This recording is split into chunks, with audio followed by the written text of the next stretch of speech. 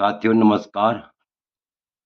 आज का वीडियो का मुख्य विषय है कि सूर्य, मंगल और शुक्र यदि किसी जातक की जन्म कुंडली में एक साथ बैठे हुए हों तो कैसे शुभ फल किस प्रकार से अत्यंत शुभ फल की प्राप्ति होती है। ध्यान से देखिए, यदि जन्म कुंडली में शुक्र, मंगल और सूर्य का योग हो, ये तीनों ग्रह एक साथ बैठे हुए हों, ऐसा जातक को कैसे फल की प्राप्ति होती है, किस प्रकार से शुभ फल की प्राप्ति होती है, इसी विषय पर हम विस्तार पूर्वक चर्चा करेंगे। तो देखिए, और इसके साथ ही हम विस्तार पूर्वक चर्चा करेंगे कि सूर्य, मंगल और शनि के यदि ये तीनों ग्रह एक साथ बैठे हुए हों तो ऐसे में जातक को किस प्रकार से शुभ फल की प्राप्ति होती है या अशुभ फल की प्राप्ति होती है, इसी विषय पर हम विस्तार पूर्वक चर्चा करेंगे। तो इससे पहले मेरा आप लोगों से अनुरोध है कि आपने अभी तक मेरा चैनल सब्सक्राइब नहीं किया तो अवश्य सब्सक्राइब करने का कष्ट करें, वीडियो को लाइक करें, शेयर करें। तो देखिए, लिखा हुआ है कि भाग्यान्वितोऽत्यंत मतिर्विनीत कुलीनवांचशील विराजमाना चाद अल्प जल चतुरो नरश्च भौमा रुचि सूर्य युति प्रसूतो। तो यानी जिस जातक की जन्म कुंडली में सूर्य, मंगल और शुक्र एक ही स्थान में बैठे हुए हों तो ऐसा जातक क्या होता है, भाग्यान्वितो अत्यंत भाग्यशाली होता है तथा अत्यंत मतिर अत्यंत बुद्धिमान भी होता है। भाग्यशाली तो होता ही है लेकिन अत्यंत बुद्धिमान भी होता है तथा विनीत विनम्र स्वभाव का भी होता है। यानी भाग्यशाली होने के साथ साथ बुद्धिमान भी होता है और अत्यंत विनम्र स्वभाव का होता है तथा कुलीन होता है और सुंदर प्रकृति वाला होता है। यानी सुंदर स्वभाव वाला होता है तथा थोड़ा बोलने वाला होता है, लेकिन मधुर भाषी होता है। जब भी बोलेगा प्रियवाणी बोलेगा और अत्यंत चतुर भी होता है, अत्यंत चतुर भी होता है। तो इस प्रकार से हम कह सकते हैं कि फिर भावार्थ और स्पष्ट हो जाएगा कि यदि किसी जातक की जन्म कुंडली में सूर्य, मंगल, शुक्र तीनों एक साथ बैठे हुए हों तो ऐसा जातक अत्यंत भाग्यशाली होता है, अत्यंत बुद्धिमान होता है, अत्यंत विनम्र होता है, कुलीन होता है तथा सुंदर स्वभाव वाला होता है और थोड़ा बोलने वाला होता है।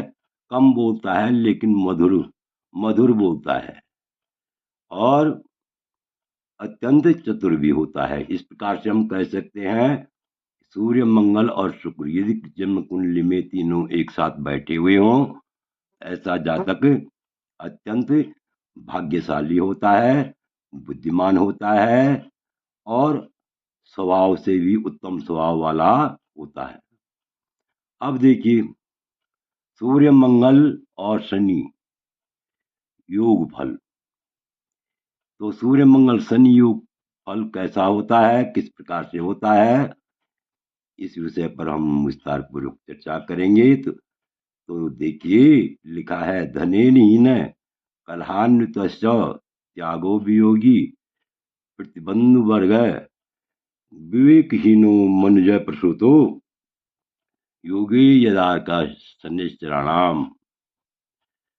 यदि जो है यदार का शनिश्चराणाम, यदि जो है सूर्य, मंगल और शनि ये तीनों एक ही भाव में बैठे हुए हों, जन्म कुंडली में एक ही स्थान पर बैठे हुए हों, तो ऐसा जातक धनहीन है, अत्यंत धनहीन होता है, बहुत गरीब होता है। और कलहान्वितश्च, गरीब तो होता ही है, लेकिन दूसरा ऐब होता है उसका, वह झगड़ालू प्रवृत्ति का होता है, कलह प्रिय होता है, झगड़ालू स्वभाव का होता है। और त्यागा वियोगी प्रतिबंध वर्ग माता पिता भाई बंधुओं से वियोग पाने वाला होता है और उनसे बैर भाव भी रखने वाला होता है। यानी भाई बंधु और माता पिता से वाद विवाद करने वाला होता है तथा विवेकहीन होता है, विवेकहीन होता है। तो यहाँ पर देखिए भावार्थ से और भी स्पष्ट हो जाएगा। यदि सूर्य, मंगल और शनि, जिस जातक की जन्म कुंडली में सूर्य, मंगल और शनि ये तीनों एक स्थान में बैठे हुए हों, एक ही भाव में स्थित हों, तो ऐसा जातक क्या होता है? अत्यंत धनहीन होता है, झगड़ालू होता है, माता पिता से बैर करने वाला होता है और बंधुजनों से, भाई बंधुओं से वियोग पाने वाला होता है, अलग थलग की स्थिति में रहता है तथा विवेक रहित होता है। तो अब आप समझ ही गए होंगे कि सूर्य, मंगल और शुक्र यदि तीनों ग्रह जन्म कुंडली में एक स्थान में बैठे हुए हों, ऐसा जातक अत्यंत भाग्यशाली होता है तथा बुद्धिमान होता है, विनम्र होता है, कुलीन होता है और सुंदर स्वभाव वाला होता है, थोड़ा बोलने वाला होता है और अत्यंत चतुर होता है। इस प्रकार से हम कह सकते हैं कि सूर्य, मंगल और शुक्र यदि किसी की कुंडली में एक ही भाव में बैठे हुए हों, तो ऐसा जातक अत्यंत भाग्यशाली, बुद्धिमान, धनवान होता है।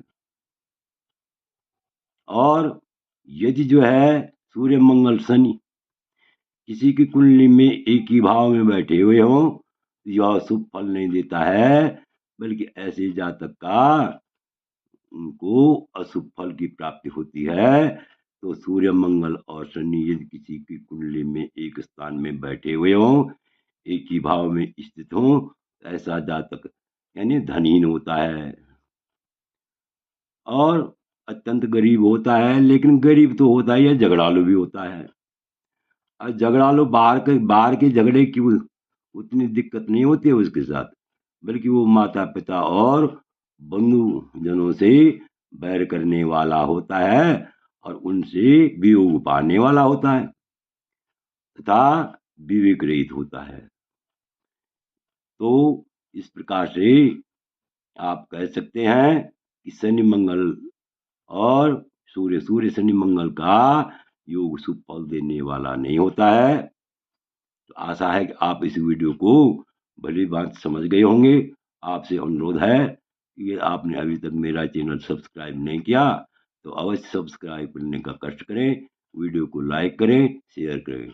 वीडियो देखने के लिए बहुत बहुत धन्यवाद।